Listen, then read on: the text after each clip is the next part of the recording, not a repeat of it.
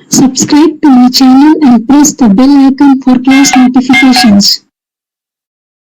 Video में आज हम लोग क्लास 6 के मैथ में चैप्टर 5 अंडरस्टैंडिंग एलिमेंट्री शेप्स में एक्सरसाइज 5.4 का क्वेश्चन नंबर 9 करेंगे एनसीईआरटी बुक से। क्वेश्चन नंबर 9 में है find the angle measure between the hands of the clock in each figure.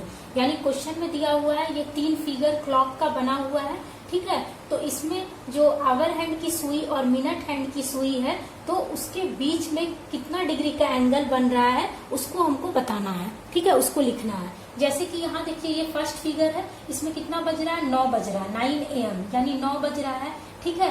तो जो बड़ी वाली सुई होती है उसको हम लोग बोलते हैं मिनट हैंड और जो छोटी वाली सुई होती है उसको हम लोग बोलते हैं आवर हैंड, ठीक है। तो ये जो 9 पे सुई है ये है आवर हैंड की सुई और जो 12 पे सुई है ये दिया हुआ है मिनट हैंड का सुई। तो मिनट हैंड और आवर हैंड के सुई के बीच का ये एंगल कितना डिग्री का है ये हमको बताना है, ठीक है। तो देखिए यहाँ पर हम लोग ऐसे भी बता सकते हैं, ये जो मेरा बना हुआ है 2 एंड ये एल शेप का है, इस तरह से है ये इस तरह से है यानी एल शेप का है। तो एल शेप का जो फिगर होता है वो कितना डिग्री का एंगल बनाता है, 90 डिग्री का एंगल बनाता है।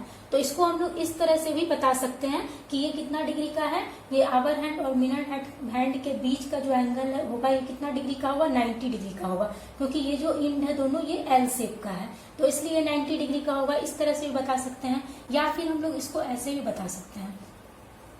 देखिए कि जब घड़ी की सुई एक रिवॉल्यूशन कंप्लीट करती है तो कितना डिग्री का एंगल बनाती है, 360 डिग्री का। जैसे घड़ी की सुई 12 पे है और ये मूव करते हुए वापस से 12 पे ही आ जाती है तो वो अपना एक रिवॉल्यूशन कंप्लीट करती है। तो एक रिवॉल्यूशन कंप्लीट करने पे 360 डिग्री का एंगल बनाती है। 1 रिवॉल्यूशन, ये मैं समझा रही हूँ, 1 रिवॉल्यूशन कंप्लीट करने पे 360 डिग्री का एंगल बनाती है, ठीक है, घड़ी की सुई। तो यहाँ देखिए घड़ी में टोटल 12 काउंटिंग तक है, टोटल इस घड़ी में 12 काउंटिंग तक है यानी कि 12 पार्ट्स है। इस घड़ी में टोटल 12 पार्ट्स है। तो 12 से 1 जो है 12 से लेके 1 तक ये एक पार्ट हो गया, फिर 1 से लेके 2 तक ये दूसरा पार्ट हो गया, ठीक है, 2 से 3 तक तीसरा पार्ट हो गया, ठीक है। तो टोटल 12 पार्ट है इस घड़ी में। तो 1 पार्ट कवर करने पे कितना डिग्री का एंगल बनाती है घड़ी की सुई, 1 पार्ट कवर करने पे तो क्या करेंगे, 360 डिग्री को 12 से हम लोग डिवाइड कर देंगे, ठीक है। तो 12 को 360 डिग्री को 12 से डिवाइड करेंगे तो 12 3 जा क्या होता है, 36, ठीक है। और ये 0 है तो यहाँ 0 आ जाएगा यानी 30 डिग्री, यानी एक पार्ट जब घड़ी की सुई कवर करेगी तो 30 डिग्री का एंगल बनाएगी, ठीक है। तो यहाँ पर देखिए ये आवर हैंड की सुई है 9 पे और मिनट हैंड की सुई है 12 पे। तो ये कितना स्टेप कवर कर रही है, तो देखिए 9 से 10 एक स्टेप, फिर 10 से 11 2 स्टेप, फिर 11 से 12 3 स्टेप, यानी 3 पार्ट ये कवर कर रही है। ये कितना पार्ट कवर कर रही है, तो 9 से 10 एक पार्ट, 10 से 11 2 पार्ट और 11 से 12 3 पार्ट कवर कर रही है। तो 3 पार्ट जब घड़ी की सुई कवर करेगी तो कितना डिग्री का एंगल बनाएगी, तो क्या करेंगे, 3 को 30 डिग्री से मल्टीप्लाई कर देंगे, ठीक है। तो क्या हो जाएगा, 3 0 या 0, 3 3 या 9 यानी 90 डिग्री। तो ये जो है घड़ी की सुई आवर हैंड और मिनट हैंड के बीच में ये कितना डिग्री का एंगल बनाएगी, 90 डिग्री का एंगल बनाएगी। फर्स्ट का आंसर जो होगा वो होगा 90 डिग्री, ठीक है। ये 90 डिग्री का एंगल बना रही है, 90 डिग्री का एंगल, ठीक है। तो अब देखिए सेकंड वाले में कितना बज रहा है, सेकंड 1 PM यानी 1 बज रहा है, ठीक है। तो यहाँ देखिए आवर हैंड की सुई है 1 पे और मिनट हैंड की सुई है 12 पे। तो इसके बीच में कितना डिग्री का एंगल बनेगा ये हमको बताना है, ठीक है। तो मैं बताई हूँ कि 1 पार्ट जब घड़ी की सुई कवर करेगी तो 30 डिग्री का एंगल बनता है। तो यहाँ देखिए यहाँ मेरा 1 पार्ट कवर हो रहा है 12 से 1 पे है, 12 से लेके 1 तक ये कितना पार्ट है, एक पार्ट है। डिग्री का एंगल बनाएगा, 30 डिग्री का एंगल बनाएगा, क्योंकि 1 पार्ट जब घड़ी की सुई कवर करती है तो 30 डिग्री का एंगल बनता है।